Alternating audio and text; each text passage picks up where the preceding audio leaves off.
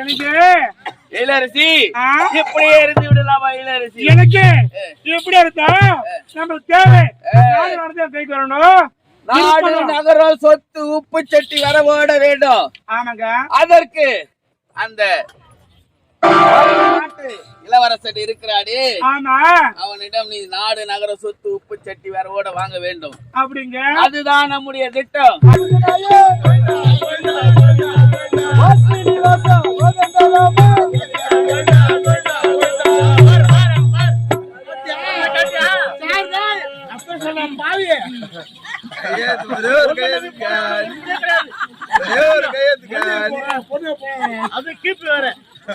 இதயம் கூட விட்டு விட்டு துடிக்கும்.